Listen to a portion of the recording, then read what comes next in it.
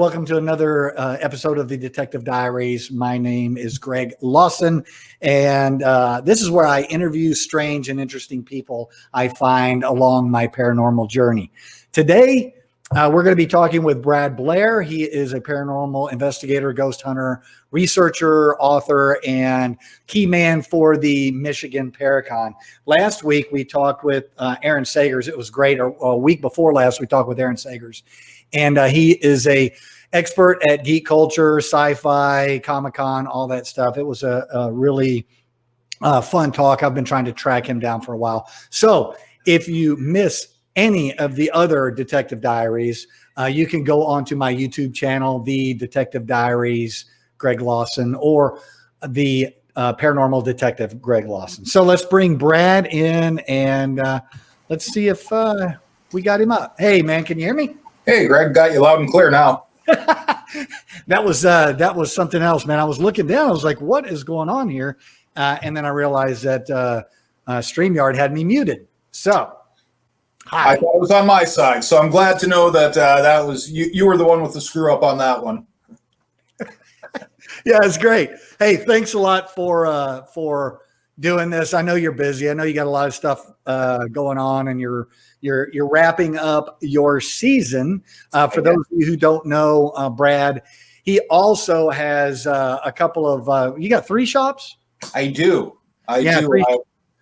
Three souvenir-based tourist shops in Michigan's Eastern Upper Peninsula. So, my interest in paranormal tourism goes a little bit beyond just the frill.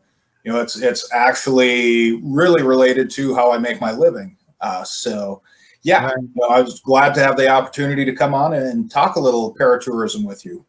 Well, speaking of paratourism and ghost hunting, I have some evidence here of us doing some actual ghost hunting. Mm-hmm. And I can't remember quite where that was. Do you remember? That was the Palace Saloon in downtown Sault Ste. Marie, Michigan, which does have a haunted reputation. Yes.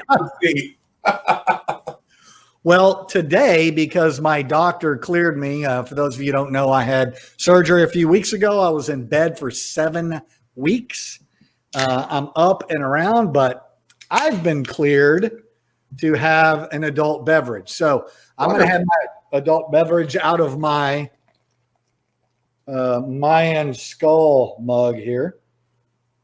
Beauty. Yeah. What are you having tonight?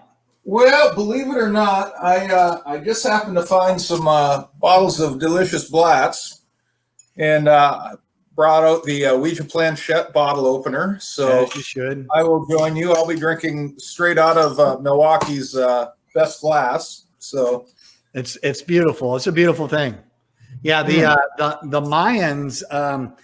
I don't know where they got their technology back then to make these skull mugs, but it's strange because they have like Treasure Island stamped on the side of it. I don't know. I'm guessing that was the Chinese Mayans. It might have been. Well, so Lynn and I were talking the other day, and you and I and Lynn met in Transylvania or Romania. Right, in Bucharest. Right? Yeah. That was probably 7-8 years ago now. Yeah. That was interesting. That was my first trip to Europe, actually. Oh, really? And okay. Yes. I'd had another one planned some years back, and 9/11 screwed that up. So that was the first time I'd ever actually been into Europe. And I get there, and you go into Bucharest and walk in through their customs or immigration, and it's not like coming into the U.S. exactly. You walk down this blank hall. There's a guy that just kind of grunts at you when you hand the passport. He stamps it and you walk in. So I'm like, okay, great. I get in, and I was meeting this tour group who I knew one person out of the entire group. And I got in and I didn't see anyone. And I sat there for a bit, and there were no other flights coming in from the US or Canada. And so I sat for a bit longer and waited for someone to pick me up, and nobody showed up. So about an hour into this, I pulled out some of the itineraries I had, and I saw there was a flight in another 2 hours coming in with a group of people. So I hoped and prayed that was still coming, and somebody would show up for that group that I could also get in with. So I sat in the Romania airport, Bucharest airport, for 3 hours. And this isn't a place that you just hang out. It's not a big Western airport that you have stores and bars, and you have some seats, and you've got a couple large armed guards with submachine guns walking around staring at you if you're there too long. So these guys looked over a few times, and I just sat and grinned and had my book and waited and waited. And finally I saw this flight was coming in from the US, and I see this big dorky looking guy and his daughter come off first. I'm like, they look American, obviously. So I went up and I said, you guys happen to be here for the Darkness Romania tour? Yeah, we are. So, oh, hi, I'm Brad. And he said, oh, hi, my name's Greg, and this is my wife, Lynn. And I'm like, yeah, your wife, right? So, and from there, luckily, yes, a bus showed up and got us. And that was my first exposure to not just European culture, but really a very, very different culture. I'd been to Mexico. I live on the Canadian border, so you deal with the Canadian culture here and there. But no, I mean, Romania, that was an experience, and that was it was one of the best times I've ever had. More from the people that I met. It was one of those places that you're never quite prepared for as far as your diet goes. No. The food was, once we got outside of Bucharest, which had great meals. I love English breakfast. I love the European breakfast with just the cheeses and cold meats and veggies and all of that. But yeah, once the further we got, the more out there the dietary options were, you could say. Lynn and I stayed really safe there. We followed the custom, which is a shot of Palinka before dinner and a shot of Palinka after dinner or lunch or breakfast. And a few bottles of Ursus to follow that, and where we might end up at. So, if the sailors back in the 1700s could keep scurvy or, lower intestine problems away with drinking beer, well, drinking the Palinka, which is basically like gasoline. Basically, straight grain alcohol. Yeah, and it kills any bugs that may be in your anything. Yeah, that's right. It kills just about anything. Speaking of killing things, here is a photograph I had the other day. I used it. Mm-hmm. This is you can't really see this painting very well, but it's in one of the I want to say it's in one of the restaurants that we went into in Sigishwari. Probably. That was supposedly the birthplace of Vlad Tepes. Yeah, Vlad the Impaler, the basis for Dracula. So this painting is him sitting at his picnic table eating while his people are slaughtering the enemy he just conquered and vanquished. And that's great to have for the atmosphere when you're eating head cheese and blood sausage and all the delicacies that they have there. So Sigishwari was one of my favorite stops, by the way. That is a beautiful little city.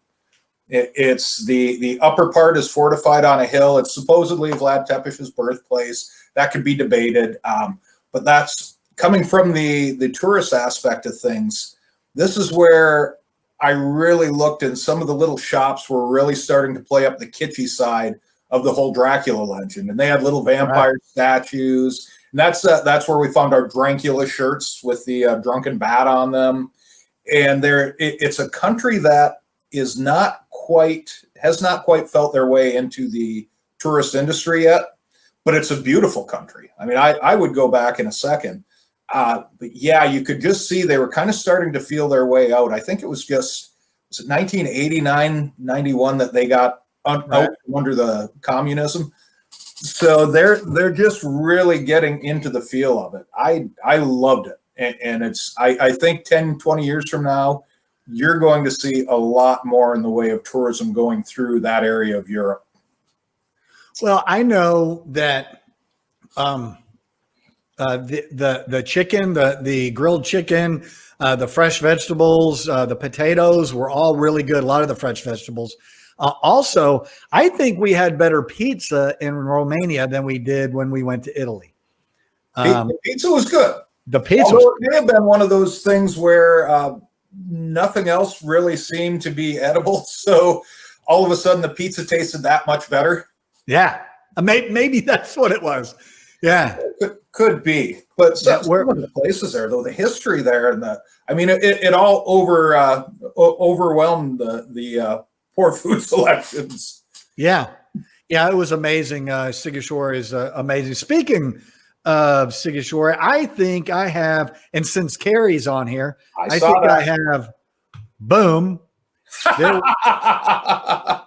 A little bit of grave robbing in an ancient cemetery in the hills above Sigashore. Oh, it was that one Carrie most beautiful. Dress appropriately for the activities of the day.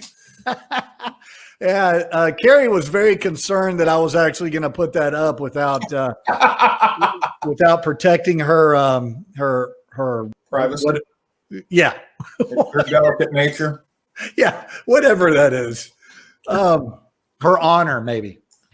But yeah, man, that was one of the coolest cemeteries. And for those of you who have not been to an Eastern European country, those cemeteries, at least that one there, they bury people, and after 100 years, you got all your tombstones set up. And if it's 100 years old, they take the tombstones and they kind of make a round wall, fill it up with dirt, and bury more people. It's like a wedding cake. It is. Right? It's a wedding cake of corpses. Yeah, they use the headstones as land breaks, and some of these headstones dated back to the 1600s. Anyway, it was amazing, and it was a beautiful location. You're up on this hill; it's all forested. I love it when you see the moss and the greenery kind of overtaking. Hey, there we are. Look at that. You see that overtaking and just the cemeteries kind of being brought back into nature. And it's the only other place I've been to that I could even compare that to would be Highgate Cemetery in London, where they have the whole section that they no longer do burials in, and it kind of got abandoned for a number of years. And it's the growth there and just the beauty that's kind of came back over and overtaken all of these elaborate monuments, headstones, and whatnot. It's really something to see, especially if you're into that kind of darker tourism. Right. Well, I think I have a photograph of that on my website, but I have a bunch of photographs of that old section of Highgate Cemetery there in London, and it's absolutely, absolutely beautiful. Well, it's so cool too, because you've got, which ties in well with the Romania stories here, is you've got the old legend of the Highgate vampire that was supposedly pulling people in, killing people in there in the 1970s. Right. So that just adds to the mystique when you're going through that place. It adds to the creepiness. So we were lucky enough. I had my family over in England shortly after, the day after Christmas. We flew over last year, and MJ Dixon and her husband Duncan that run Sage Paracon over there took us around, and they gave us the tour in Highgate, and we got to see some of the more macabre sites in London. So it was a great time. But yes. Yeah. For what it's worth, Karen was asking, know of any of the UK locations. So she's involved with the Jamaican Inn in Cornwall. I haven't been to the Jamaican Inn, but we've gone to a few places in the UK ourselves, you and I. Yeah. And then, Warwick Castle and Warwick Castle is pretty amazing. Yeah. We actually the Tower of London. Even though the Tower of London is very commercialized, it's amazing. It is. And when you get inside the White Tower, I believe they call it, in the center, and see all of these old suits of armor and weapons that were used by past kings, and it really drives a lot of that history home there. And there's such an energy there too. And how many people, royals and people that got mixed up on the wrong side of the royal family, that were executed right there. Right. And they still stumble upon bones from time to time in that area. Yeah. So, no, I love that.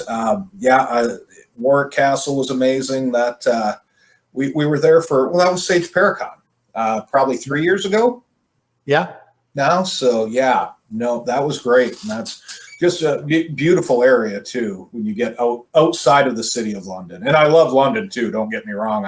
It's actually become one of my favorite cities in the world now. There's so much to see and do there, and just so much history in that one city that I could go back time after time, and you still can't see everything. So I agree with you on that. I love London. People talk about Paris. Um, Paris does it, it has some areas that are really beautiful, but as far as just the overall accessibility, transport, able to communicate, people are friendlier than the French. um, and man, I love it over there. I got to chime in here real quick. Look who this is. Chris, long time no see. Yeah, man. Hey, thanks for Christopher Quarantino. Thanks for chiming in and defending your relatives. I have the light up reproduction of the Amityville house that my wife got me for Christmas. It's up with the Halloween stuff right now. I think of you whenever I put that out, Chris. Wow, that's I didn't want to go there, but there it is. Thanks, Chris. Spillage. What? Got a little too excited. My beer overflowed. Oh, good. No, suds are good. Speaking of suds, what is this? Where were we there? Cebu? I know we were just really happy about having our pipes. I remember that. Mm-hmm. Yep, I think that was in Cebu, maybe day 2 or 3 of the trip. It was somewhere around one of the first smaller towns we stopped in. The crazy part about this is I had I was on Facebook earlier, and a friend of mine from high school, he says, "Yeah, I need to take a vacation. I haven't been on vacation in 5 years."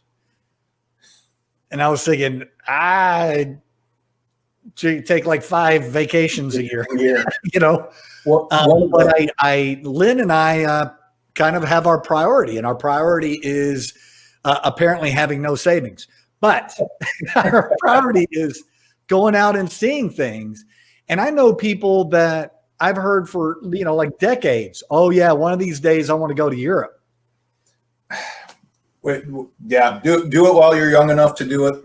If you have to take the loan, spend the money, live the life. It's something I wish I would have traveled a little more extensively when I was younger, but I've really made up for in the last 10 years anyway. So and this is one of the hardest things for me personally with the whole COVID issue going on and the travel industry being almost to a shutdown. Is I'm coming into my slow season now, and for the first time in years, I have no travel plans. We had originally planned on going to Italy at some point later this winter, and now that's off the table. We're hoping, fingers crossed, that everything starts to clear up here, that maybe April, May, we take a couple of trips.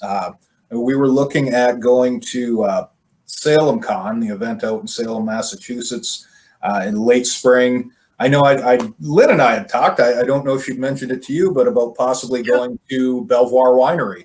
Yep. In Missouri sometime. We can probably pull that off, I would think. March, April. So, depends on if you can walk or not. Well, Lynn can still come along, so we'll send pictures. Carrie will send you postcards. Yeah, thanks. Hey, Lynn said she took us on the Jack the Ripper tour with Russell Edwards. An extensive Jack the Ripper tour. It was a 3-hour Jack the Ripper tour, right? Yep, it was. Yeah. The SS Minnow was out a little bit shorter length of time than the Stewart went. So, I really want to have Russell Edwards on here and let him talk about his. For those of you who don't know, Russell Edwards wrote a book about Jack the Ripper, and he believes that he has identified Jack the Ripper, and he's done so through investing a lot of his own money and doing DNA testing on, was it Catherine Eddowes' shawl? I think so. I think so too. It's one of those things, though, and this ties right into the whole travel tourism, dark paranormal tourism aspects. You could come out with definitive proof, and Scotland Yard may well have definitive proof of who Jack the Ripper was. That's a multi-million, if not billion-dollar industry for London. Sure. For England, they're never going to release that because then the mystique's gone. And then people aren't quite as interested. It's put a face to the killer. So all of a sudden, all of these tours, all of these hundreds of books that get put out, all of these documentaries, that's all shut down. It's solved. So that's, that is a big part of London tourism is Jack the Ripper. You see tours left and right, all of the places that he went to, the 10 Bells and these different places that we stopped off in. We never would have went there if it wasn't a Jack the Ripper location. No, and how amazing is it to go to 10 Bells? I mean, which is a really cool place. Yeah. And sit down and drink a beer and think about the women that were in there. And they walked right out of that door, right down that little corridor. Off into history. Off into history, man. Yeah. No, and that's the kind of thing that, and I love traveling domestically. Don't get me wrong. There are amazing places in the U.S. that I love to hit. And we try and do something at least once, twice a year to get away. And I've got a son that's getting to that age that he can travel a little bit now. So we're trying to take him around a little bit more too. But yeah, you go to Europe, you go to England, you go to Romania, and you see these medieval castles and these places that were built that you're walking into. And the hotel we stayed at in Sigashore, if I remember right, that was built in the 1500s, right? And it's still standing. You have all these places before there were settlements in the U.S. And the only place that you can really find stuff like that in the United States is like down in Florida or up east, and still the Florida, the Spanish stuff that they have down in Florida is quite old. We got a Frenchman complaining here. Easy on the French, Greg. Yeah. Well, okay. I'm in Sault Ste. Marie, Michigan, which is the oldest city in Michigan. Right. But there aren't a ton of landmarks. I mean, there were Native American communities settled here hundreds, if not thousands of years before the Europeans showed up. Yep. But there's not a lot for historic landmarks because everything back then, it was founded in 1668. And as with just about everything in the U.S., the old structures were all built of wood, and pretty much the whole town burnt down twice. So it's hard to find the landmarks like that around here. There's certain places throughout the Great Lakes area that there's some alternative history, which is a whole different show, whole different topic. Tim Ellis and I have a new book coming out on Great Lakes Monsters and Mysteries that hopefully the manuscript's in, hopefully it's going to be out before the holiday season. But we do some big sections on, there's a couple chapters that really touch heavy on these alternative sites that have been discovered, but history really doesn't know what to make of them. So right. Yeah. You can go back in, but that's kind of prehistory. That's a damn fine book you've got. Speaking of books, if you guys are looking for one of Brad's books, you can go on Amazon. You can find this. You can probably find it, on your website and other places. Supernaturalhaunts.com. We can hook you up with a signed copy, which will probably drop the value of it, or you can get it on Amazon. So that was the first book.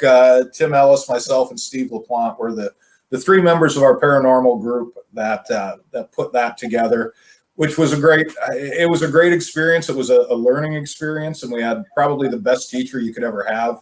The way the book came about was we were sitting one day, and all of a sudden I got a message that pinged up, and it was Rosemary Ellen Guiley. And Rosemary was just an amazing woman. She had over 70 books in publication. And she said, hey, it was a group message to us. And she said, if you guys ever thought about writing your cases and your history into a book, you guys have been doing paranormal investigations since way before the television shows started, and you're still together doing it. And you're in kind of a unique area, the Upper Peninsula of Michigan. It's still remote. There's still more woodland and undeveloped waterfront than there are cities. So she really loved some of the history of the area.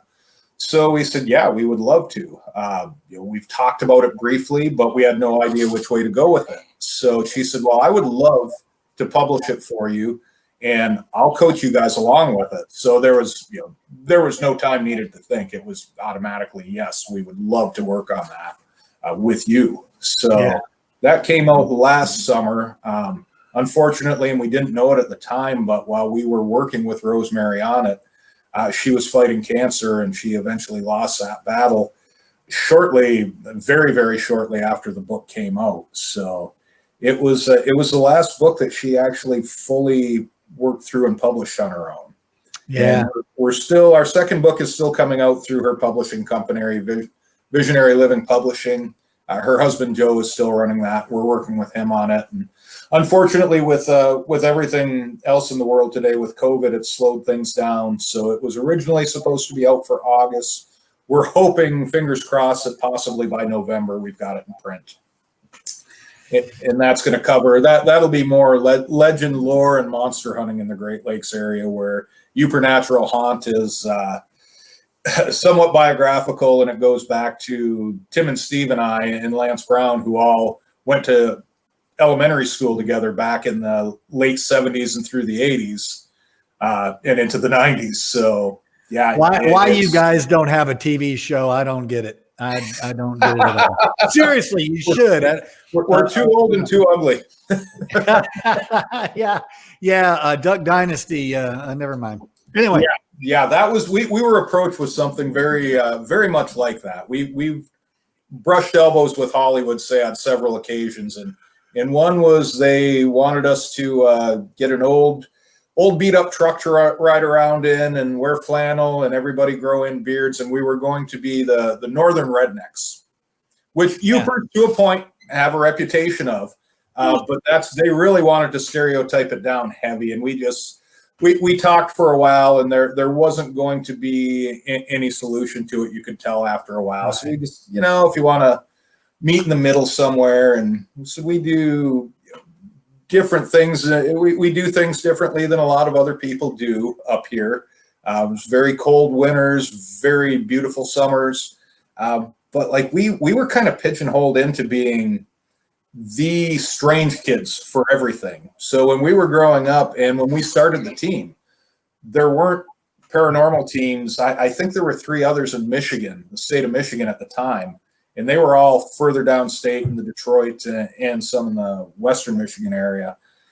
And so we were the guys in the UP that people started coming to with UFO reports and Bigfoot sightings and, everything on top of ghosts. And as kids, we were fascinated by all of that. So we'd been riding our bikes to the library for years and checking out anything you could find on the strange and unusual. So we did have a little bit of background in the cryptid field and very little in the ufology field, but enough that we could listen to people and write down reports and do things. So, we've kind of crossed, instead of just doing the ghost hunting and ghost and haunting things, we've dipped our toes into the other fields as well, because we had all of that coming to us because we were the only ones people could find when they tried to look for something in the Upper Peninsula to report these strange happenings. And it was that way for quite a few years until the television boom hit. And then there was a team on every block and everybody's house was haunted. Yeah, so, and where I grew up, we were out doing ghost hunting / urban exploration, rural exploration, but any of the ghost hunting stuff that we did was we were they would say that we're going to look for Satan. I grew up in the Texas Bible Belt, and it's like, oh, that's satanic. What they're doing is satanic. So you didn't advertise that you were a ghost hunting group. It was a novelty, but as Tim likes to say, people looked at you like you had 3 heads when you told them what you did. Right. And my mother still asks me when I'm going to get over all this ghost stuff. So, speaking of 3 heads, a few decades. Those of you who have just tuned in, you're watching the Detective Diaries. I am talking with Brad Blair. Brad is an author, paranormal researcher, ghost hunter, and the key man. I call you the key man. Key man for Michigan Paracon. Michigan Paracon, actually, it is fun because we're talking about travel right now. I guess that really sprung from Tim Ellis, Steve LaPlante, and I traveling and going to different conventions, conferences. They were all fairly small back in the day, but we'd go to meet these people, mainly authors who we'd been reading books by. There were the occasional person that had a show on at Halloween time that would show up at some of these things, but we wanted to go and learn and listen to people like John Zaffis get up there and tell their stories, and other people in the field back then that there wasn't really a mainstream outlet. The internet was still fairly new at one point when we were working our way in through this. So I mean, we read mainly through books and all, but we used to travel around and we'd go to these things in wherever, Chicago. We went to Florida for one bigger one. And that's Tim and I were on a flight back from one of these conferences. And we started talking and said, man, do you think we could ever pull something like this off in Michigan? And we got chatting a little bit about it. And it was just kind of a pipe dream at the time. We said, we love traveling. We're kind of out of the way, but we love traveling for anything to do with the paranormal. And there's other people like us that do too. So if we put on a big enough show, it was kind of the whole if you build it, they will come premise. So we got our pens out, put them to paper and said, we'd like to have this person, this person, this person. And at the time, the TV thing was still, it was there, but it was still somewhat in its infancy. Ghost hunters had been around for a few years, 2 or 3 years, I think, at the time. And we sat down and we said, well, let's approach the local casino. And we went to Kuwaitan, and their entertainment department just happened to be looking for alternative forms of entertainment at the time. This would be an alternative. This is an alternative. So the guy in charge of entertainment at the time was also somewhat of a fan of the paranormal, and he loved the idea. So we ran it by him and we said, okay. And after it took probably a month to get something solid, and he said, okay, send me the names you want. Let's see who we can book. And of course, at the time we wanted Grant Wilson and Jason Hawes. Ghost Hunters was the big thing at the time. We got a hold of a booking agent. He said, well, those guys are busy already that weekend. There's a new show though that's taping for their second season that's doing pretty good. It's called Ghost Adventures. And I could probably get you the 3 guys from Ghost Adventures cheaper than I could get you Jason and Grant. Well, that was Nick Groff, Aaron and Zach Baggins. So we ended up having them in for our first event. They were our headliners. It was, I want to say we had 3 presentations on a Friday and maybe 5 on a Saturday, and it went over huge. And the casino loved it, and we were happy. And we thought maybe if this went well, we could have 2 events. We'd have 2 years out of it. And we'd planned it that way. We had different names set for the second year. So that went over. We planned the second year, and now we're going into the 11th year. At some point down the line, there was a manager at the casino that decided to basically gut the entertainment budget.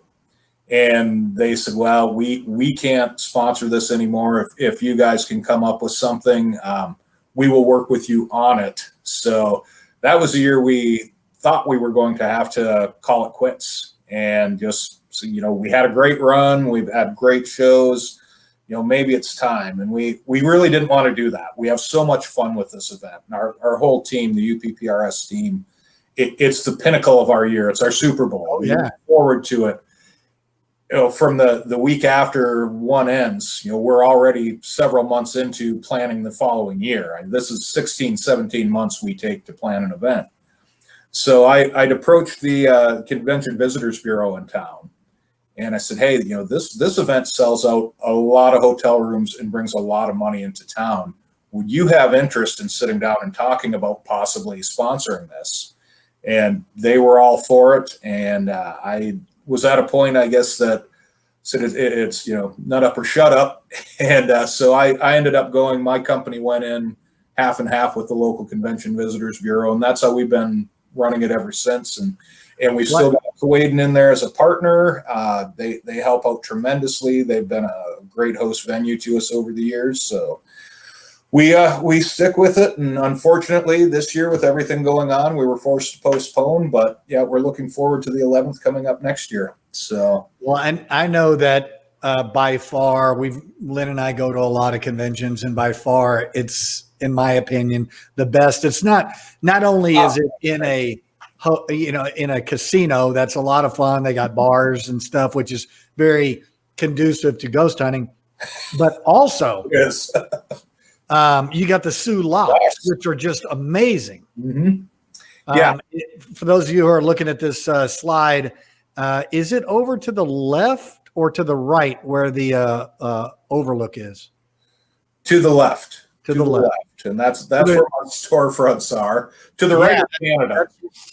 That's where everything goes on, and you can walk over there and go to that observation building and watch these huge ships come into those little locks and go through there. It's amazing. Yeah, right off to the right is Canada.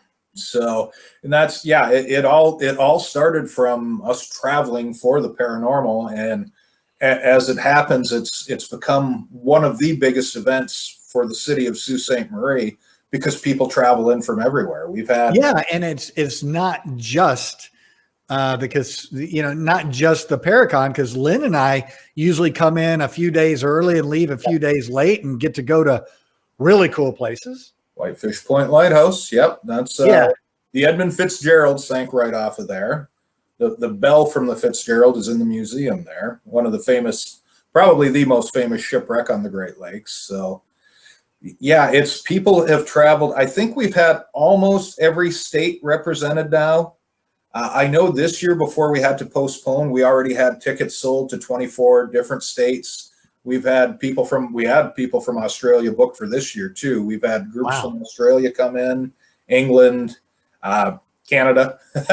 Well, and also you have Mackinac Island. Yeah, that's one of, if you're not familiar with Mackinac Island, it was originally, the entire island was a Native American burial ground for the revered tribal elders and chiefs. And it was one of these places that when the area got settled, to save you a history lesson, it was a strategic lookout where the lakes in the upper part of where Lake Michigan and Lake Huron meet.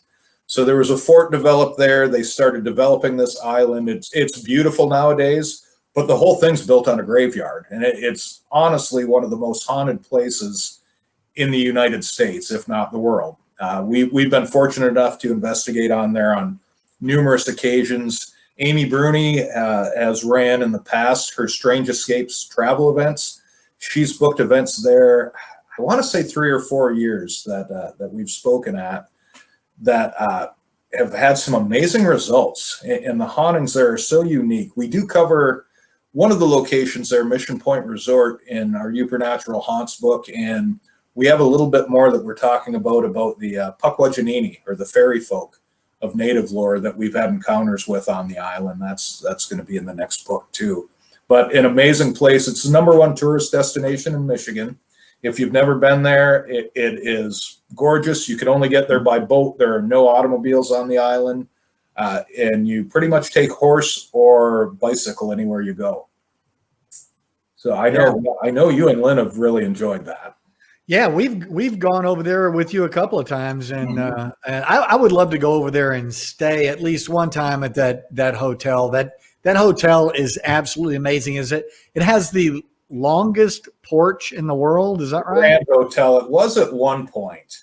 I'm not sure it still holds that record. That is booked all summer long. Most places on the island are. You need to get an early booking to go across and hit that. So MJ popped in. Hey, MJ.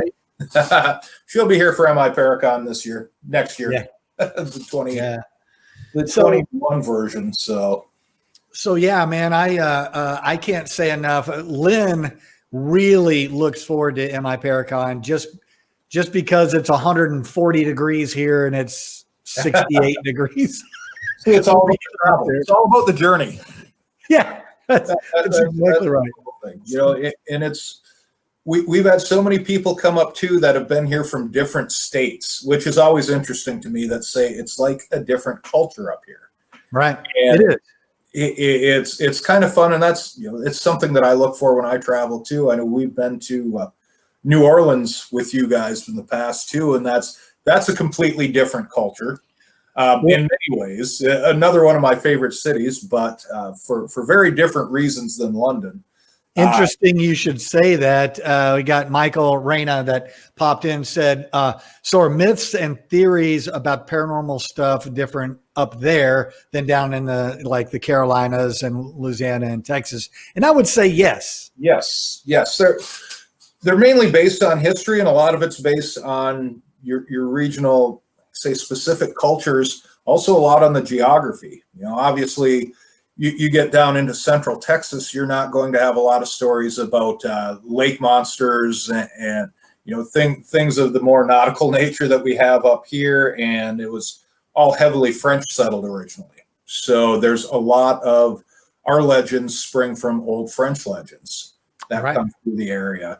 And it's the different religious aspects that are in different areas too also influence a lot of it. I mean, we've been over in Romania. They're very superstitious. You still go by houses that they will build a crucifix or the evil eye into walls to try and ward off evil. They're still very superstitious like that. You go to England and it's like, yeah, these places are haunted. They've always been haunted. The ghosts are there. So what? I had the opportunity to go to Cuba a couple of years ago to do some investigating and take in some sites. And it's a little bit more, yes. And that was one of the days down there. It's my Cuba hat and a little drink. But yeah, that was it. It's a little more religious aspect, but you've got a lot of Santeria and Bantu down there that you have these side pseudo religion. I don't want to call it pseudo religions. That's going to piss some people off. But well, you didn't mean pseudo, but no, kind of alternative. Pseudo Christian, really. There's a lot of the West African religions that are mixed in with Christianity to develop some of these, and we got the chance to talk to a Bantu priest or shaman. Actually came and spoke to our group. I was down there with Chip Coffey, and Chip was kind of trying to not translate, but interject in, you're talking about your beliefs like this, and he would fill in kind of the Christian beliefs and overlap some of the supernatural aspects. And it came up to the point where Chip asked, does your religion still perform ritual sacrifices? He said, yes, we do some on animals mainly, not humans anymore. He said, well, maybe some over in India still. He said, I could bring pictures. And that Chip gave him a big hell no off of that. But yeah. Speaking of Chip, I sure wish Chip would come on the show with me. I love Chip Coffey, and I would really love to spend 50 minutes with him on the Detective Diary. Speaking of which, those of you who are watching, if you can go down and click like and share, you would not believe how much that helps me when you guys share these broadcasts. You can also go to the Paranormal Detective Greg Lawson at YouTube and pick up these past episodes, and Brad will be in those past episodes. Yeah. When you were in Cuba, that was like what, a year ago, 2 years ago, 2 or 3 years ago now. Was it? It was probably I want to say 2 years ago now, maybe.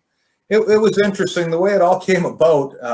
I came in and it was a typical Northern Michigan February day. It was blustery. It had been windy. It was snowy. It was cold as hell.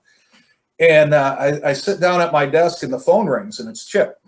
And he says, Brad, you are a big Hemingway fan, are you not? I said, yeah, I guess we've talked about that before, but I said, I am. I read everything Ernest Hemingway's put out, and I don't know how many of his biographies, and I've just always found him a fascinating character. And he had part of his youth spent in Northern Michigan, so I had a little bit of a connection there. And he said, I've just been booked to work a paranormal event in Cuba.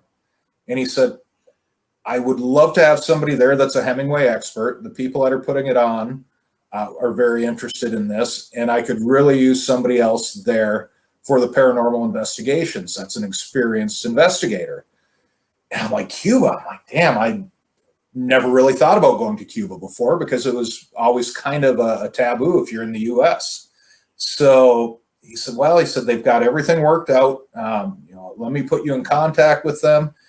And so the family that owns Haunted Burnbrae Manor up in New York, really nice people, the Frazee family. And so we got talking, and I talked to them, and I called Chip back, and we chatted for a little bit and about the setup and all. And I said, okay, I'm in. It's when am I going to get another chance to go do ghost hunting at Morro Castle in Havana, right? So we ended up doing that. Got to visit Hemingway's old home in Cuba, Finca Villa, which was his favorite house.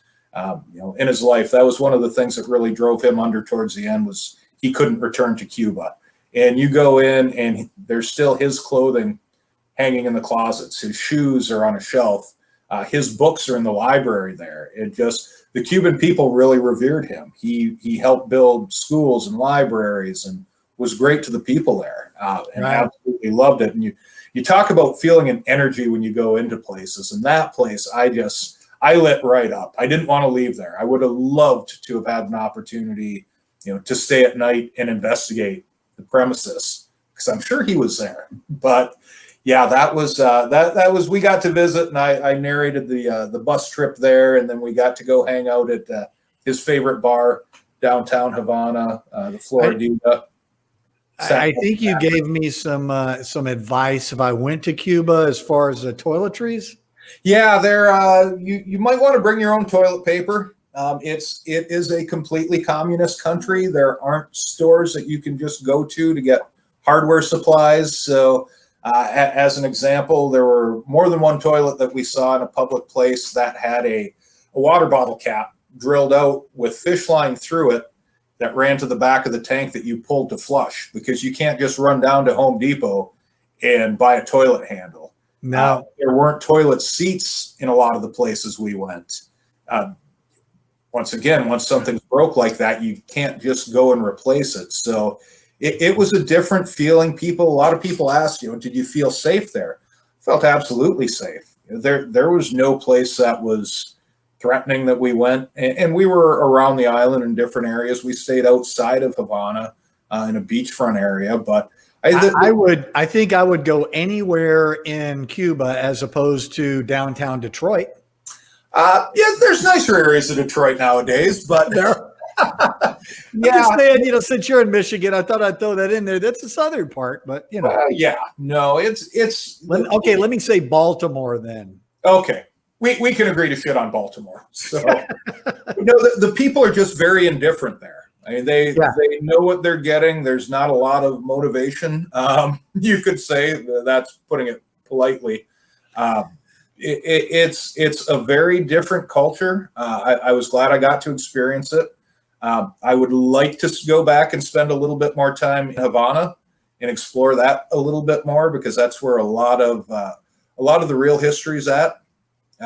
We went into some very cool places there, some very, very old churches, cathedrals, and just the downtown area. There's a lot of life there. It's fun to be downtown Havana. So that was a great experience. So we've talked about Romania, we've talked about England, we've talked about Michigan, we've talked about Havana, we talked a little bit about Texas, I suppose. One of the other things I think is interesting is when you go to these different places and you see like paranormal artwork, you can see this different stuff, and this is one of my favorites that I picked up. Well, now that is absinthe in the right hand there. That was downtown New Orleans 2-3 years ago. Yeah, why are all your ghost hunting pictures have to do with some sort of alcohol here? What is what's the correlation of that? As I drink my beer out of my skull mug. Yes, those are group trips. You need to take more, and I know a lot of people can't just up and go for a week or whatever, and time is short, but it is. If you go to a location to investigate a haunted location, say right before everything kind of hit the fan with the COVID thing, we had a group up at the Stanley Hotel in Estes Park, Colorado. You need to have a couple extra days to explore the area, to find out what the background is of the area, the history. That all feeds into a haunting or to a legend. It's not something that you just hop into and hop out of. And that's why whenever we go, we like to go, if it's domestic, at least 3 days, 4 days if we can get away, time constraints and such. So yes, Amanda, liquid courage. It's the true key to any real ghost hunter's equipment bag.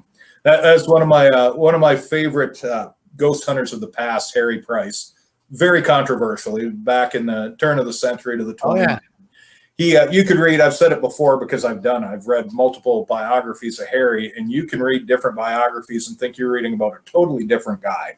He was kind of led the forefront on eccentric and getting media attention, but he always kept a snifter of brandy in with his ghost hunting equipment in case somebody got scared and passed out on the investigation. He could give them a little snort of brandy to bring them back around, was his story. Well, that certainly helps. And you did point something out. So, as I said before, I have friends of mine that's like, man, I would really love to go to London.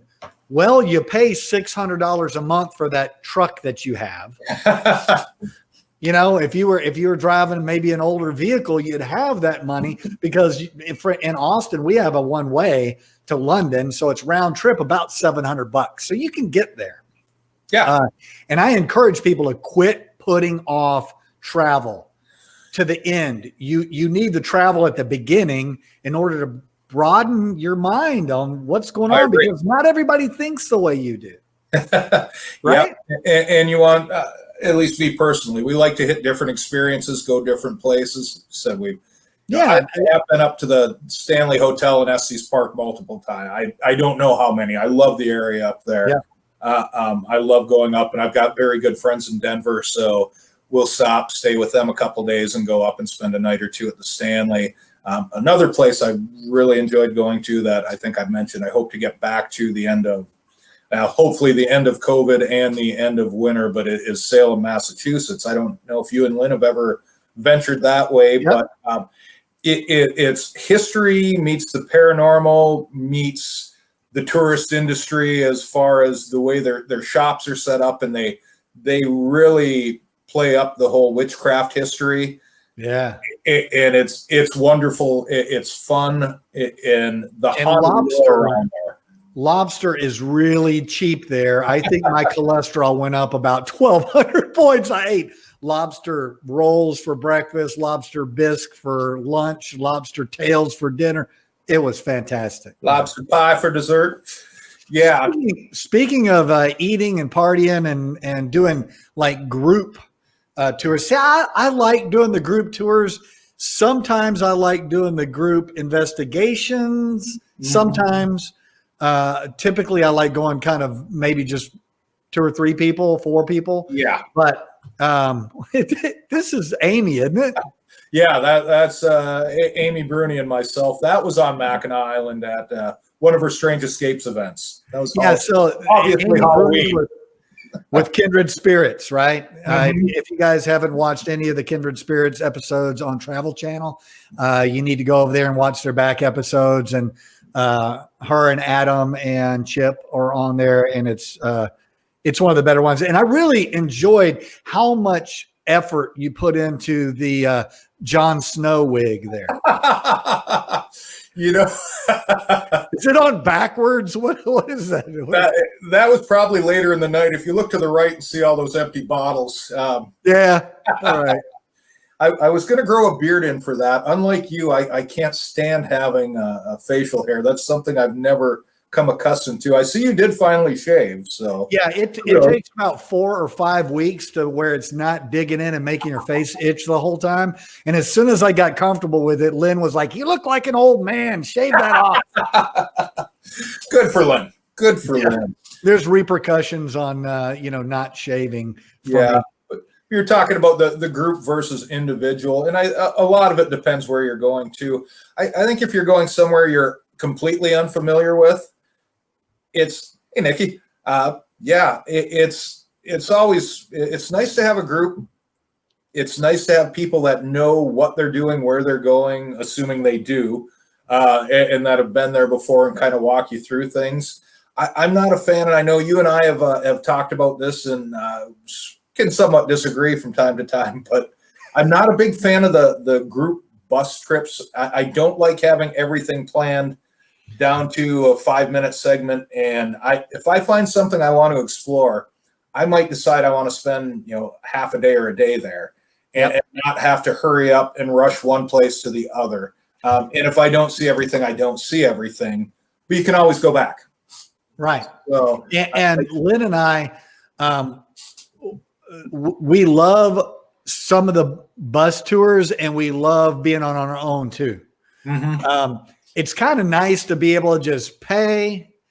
You get on the bus, Right. they tell you what to do. You relax. You can drink all you want to. You can eat all you want to. You can do whatever, as long as you get back on the bus, as long as you make it back to the bus, you're good. Yeah, I'm not a fan of time frames. You and I have traveled enough that you know that. Yeah.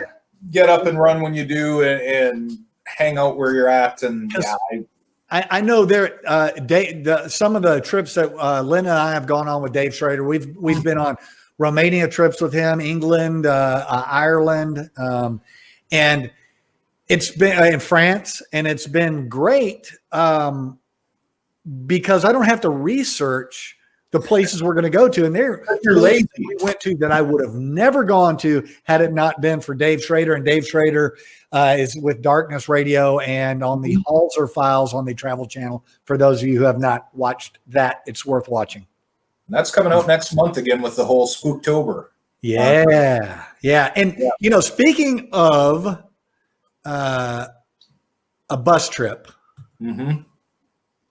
Oh, boy. Yeah. That was a bit of a climb. So that is Ponary Castle. That was Vlad the Impaler. That was Dracula's real castle. That was not the Bran castle that you see in all the TV shows and stuff like that. How many thousands of steps did you have to walk up? Well, it was about 1,500 steps. So it was enough to where some people didn't make it to the top. Yeah, we took most of us took our time. I think Justin thought he was going to sprint that, and ended up having half a heart attack by the time he got up there. But yeah, that was quite the adventure, though, and that's the actual ruins. Getting up to the top of this, just to think about how much it took to build that back in incredible before automation, and how anybody could invade that going uphill. And if you had enough of a forest. You're so fortified up there. If your forces are enough, you could repel anything, you would think. But he got attacked there, and he got ran out of there. Yeah, it's pretty crazy. The legend is his wife heard that he was killed in battle, so she threw herself from the wall of Ponary Castle into the river. Right. Problem with that story is if you go to Ponary Castle, the river's about a mile that way. She must have had a hell of a long jump. Well, they were bats, so maybe she turned into vampires, and she turned into a bat and went into the river. I don't know. And the thing is, you never see on the Travel Channel shows on when they show Ponary, it is the mannequins impaled. Oh yeah, spikes right when you get to the top. I wasn't expecting that. It was that was great. Nice local flavor. Okay, so Faye said it was 1,480 steps. Were you up there when when we had the paranormal experience right before we took our picture? When that gust of wind kind of swirled and we had the devil going? No. Was that crazy? That was great. Yeah. No, that was Dave Schrader ruined that for me. So for those of you who were not there, what happened was we were all gathering inside the castle, and the walls are all broken down. There's no roof, and there's like this dirt that has filled in this area. And it was a beautiful day. There was hardly any wind at all. And all of a sudden, the wind kicked up higher and higher. And all of a sudden, right in the middle of all of us, this big dust devil came out of the ground, and it's right there. And I was thinking, oh my God, it's Vlad. He's there to tell us that he's here. And he's, and about that time, Dave Schrader throws his arms out, starts walking into the dust devil screaming, "And I shall smite thee with thy vengeance." And that ruined the whole thing for me. Yeah, well, it happens. But no, that was cool. That was an experience that it's something to see once in a lifetime anyway. Well, how many people have actually gone to Dracula's real castle, not the Bran castle, this Ponary castle? Well, now gone up there and done that. Yeah, exactly. And you bring up Bran Castle, and Bran was the basis for Stoker's Dracula's castle. That was where what he had seen, and that's what he based his Dracula's castle on. Now you go to Bran Castle nowadays, and you're thinking what you think about as far as the geography is what you see at Ponari. There's nothing around there. It's all hills. It's all forests. It's very remote. And yeah, you have to climb your ass up a big hill to get there. You go to Broadcastle and you're walking into a big tourist town, if you will. They got snow cones and cotton candy and the whole thing. Yeah, T-shirt booths and it's a major. What we had busloads and busloads of school kids were there when we were there. So you're kind of getting pushed out of the way and trying to work through. And you get to the top floor of Brown Castle, and there's a big story. It's probably the only one about Dracula in there. And instead of a picture of Bela Lugosi or one of the famous Draculas, they've got a picture of Kiefer Sutherland from The Lost Boys. Up in the top. I didn't see that. I didn't see that. Like, that's great. Hey, man, we have been talking for almost an hour, and I had planned on getting the folks that were watching to ask you questions, but man, we have run out of time. Tell everybody where they can find and buy your books. And Yoopernatural Haunts is available right now on Amazon. It's YOOPER, Natural Haunts. And on youpernaturalhaunts.com is the website. For information on the Michigan Paranormal Convention, miparacon.com. You can get your tickets there. You can get the current roster. There's still more coming to that. Still kind of in the works on that a little bit. And you can find me on social media. I'm on Twitter and Facebook. And if you want to keep up with Michigan Paracon, Michigan Paranormal Convention on Facebook is the site that gets updated the most. It's certainly worth it, man. Brad, thank you so much for doing this. I know you had a lot of stuff to do, and I appreciate you coming on and doing this. And thanks for having me. I'm hoping to see you before the end of the year. Maybe we can pull off the Belvoir Winery or nice. We'll get something going. All right, man. Thanks a lot, and I will be seeing you soon. All right. Thanks, Greg. All right, bro. And that was Brad Blair. He is a author, paranormal researcher, explorer, ghost hunter, all around cool guy, head of key man for Michigan Paracon. I call him the key man. So I really appreciate everybody tuning in. If you have any questions or anything, you can go down and write them in the comments. Brad and I will answer them a little later. And if you would like and share this page, it would be great. Don't forget to tune into like Darkness Radio and Jeff Belanger's The Speakeasy. We already talked about Kindred Spirits and Halser Files. And hope you guys come and see us on the Detective Diaries next Tuesday at 6 p.m. Thanks a lot for watching, y'all. And I will see you soon. Bye.